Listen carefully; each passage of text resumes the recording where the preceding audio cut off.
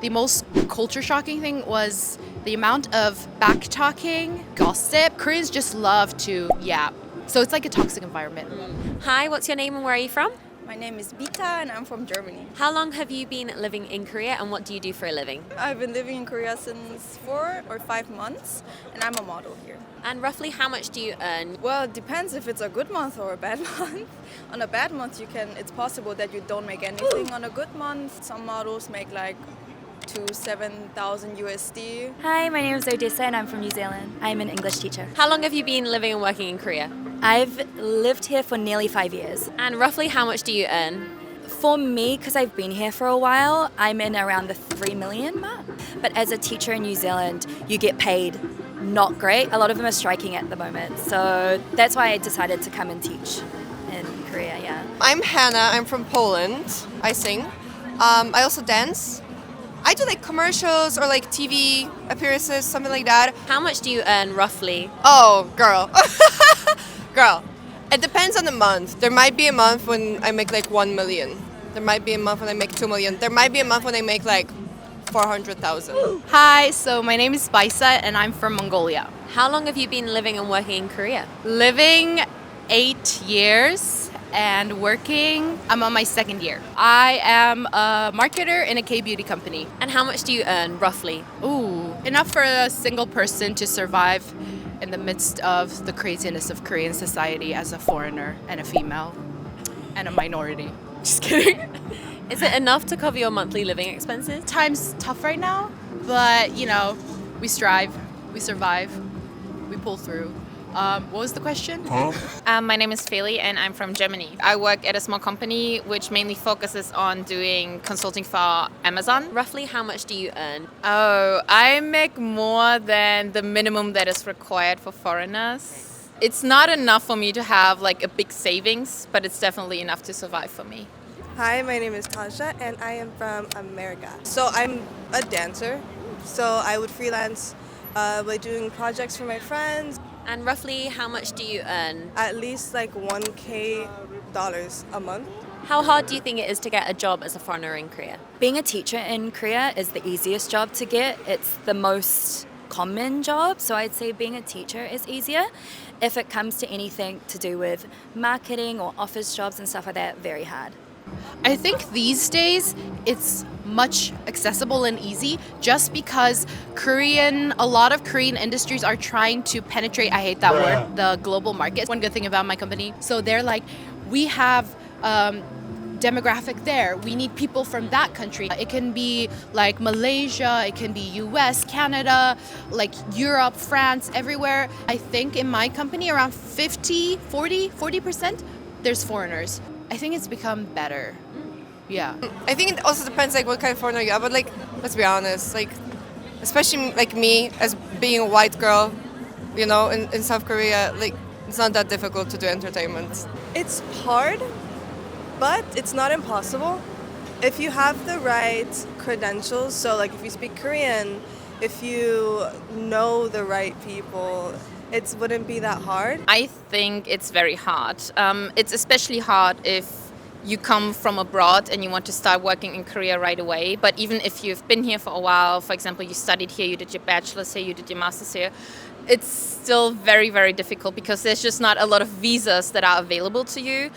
So a lot of times foreigners actually have to rely on the sponsorship of the company, but then a lot of companies, for some reason, they're very reluctant to help you out with that visa. Which visa are you under and how difficult is that visa to get?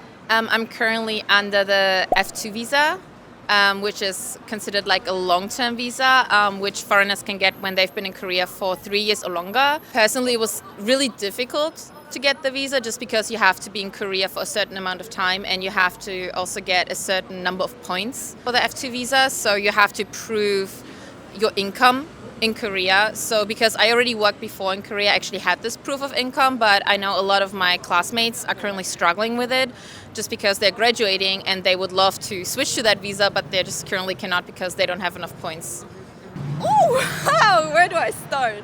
I'm under the E6 visa. It's very, very, very hard to get it these days. It was a very long journey for me. I used to be in a different agency at the end of 2021, and they applied for the E6 visa. They screwed up everything that was possible. This is happening to a lot of models, and it's because a lot of agencies are assigning too many models, so the immigration is like, what's going on? So I'm on an E2 visa, and like I said, with teaching, it's the easiest visa, but it's still a lot of work. Like, I think it took me up to like 6 months of getting like all the documents. You need to get them like certified, and like it costs money. It's not that cheap. Usually though, companies will support your visa, they pay for the visa, but getting apostilled and stuff can be up to like $100 per document. So it can be kind of pricey and very lengthy. You need to be on the ball game, or you might lose the positions and stuff like that, yeah. I'm on the working visa right now because it's sponsored by my company. It wasn't hard. I just got into my company. The HR did the whole thing, which was so super nice, and it's not very common. Usually you have to do it yourself. I was very lucky. Thank you. Appreciate it. What is the work culture like in Korea, and how is it different to work culture in Japan? Everything moves so fast compared to Japan. In Japan, if you're making some business decision, I have to have some meeting with my colleague or some stakeholders. But in Korea, it's so simple and very quick. It's always made through the chat, like Kakao Talk or something. The people in the company always keep texting to their boyfriend or girlfriend. That's completely unusual in Japan. In Korea, it's heavily based on your position in the company. If someone who's in a higher position than you makes a mistake, you have to apologize, which is crazy. And if this happened to me in Germany, I would call them out for it. Like, I wouldn't take the blame. There's definitely a lot less vacation. Or else if you're sick, for example, it's not even considered sick leave. You just don't get paid for the day, which is also kind of odd. In Korea, from what I've experienced, even if you do your job really well, if the boss feels like you're overshadowing them, they might like tell you to leave. I had a coworker that had that experience before. So I think superiority and like hierarchy matters more here than it would in the States.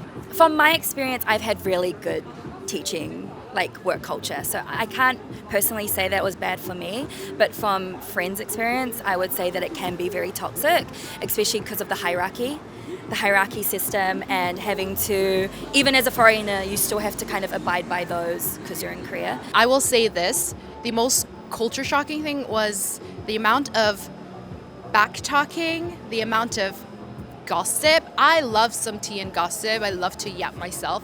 But sometimes not a good thing goes around and becomes like double, tripled, and exaggerated to the point where it's like kind of uncomfortable. Koreans just love to yap.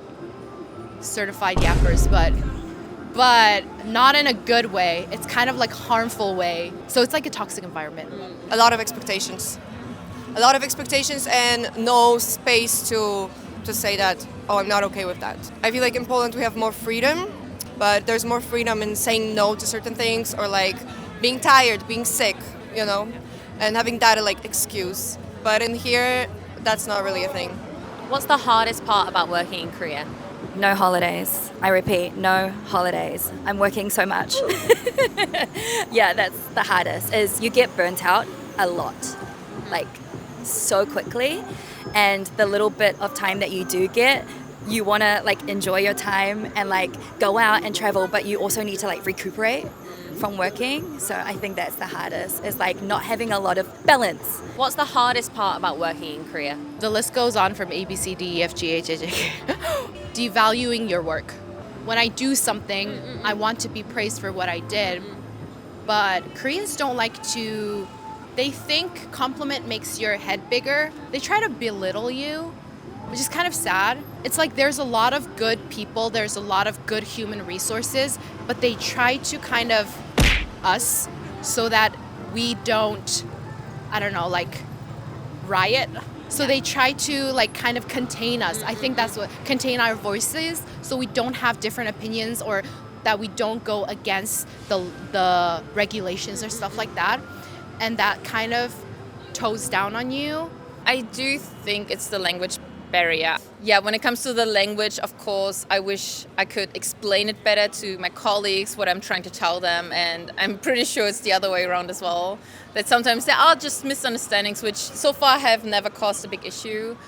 But yeah, it would definitely help our workflow a little bit better if I knew more Korean. Work overload, like all the overtime that you have to do, and it's like very how is it? They think it's natural to do a lot of overtime. Maintaining or finding a visa that can sustain you for however long you want to stay. Because from the perspective of someone that went to school here, we spend like every day trying to find a way to stay. And lastly, any advice for foreigners wanting to come to Korea to work? Learn Korean. Learn Korean.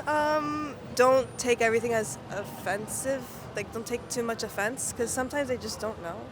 Do your research. That's the biggest one. I did a lot of research coming here, making sure, like, especially being a teacher, like looking on the blacklists to make sure that your school's not blacklisted, talking to people. Don't be scared to actually like message people on Instagram and like ask questions. Learn Korean.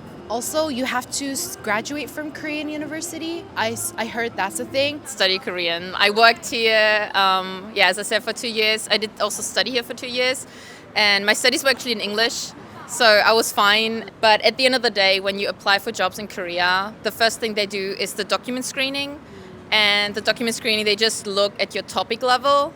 And if you don't have a certain topic level, they automatically kind of like throw out your documents. It will definitely help you get a job, and in general just will help you feel more comfortable living here.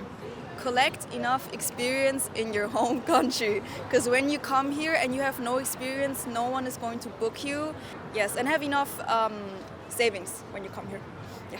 Do it only if it's like your dream. But if you're kind of like, I'll see, maybe it's gonna, something's big's gonna come up. No, nothing's gonna come up. I'm sorry. It's gonna be difficult. So you need a lot of perseverance. What did I say? Say again? What? Perseverance. Perseverance. Thank you very much. That's the word. I'm Polish. Yeah. So yeah, that's it.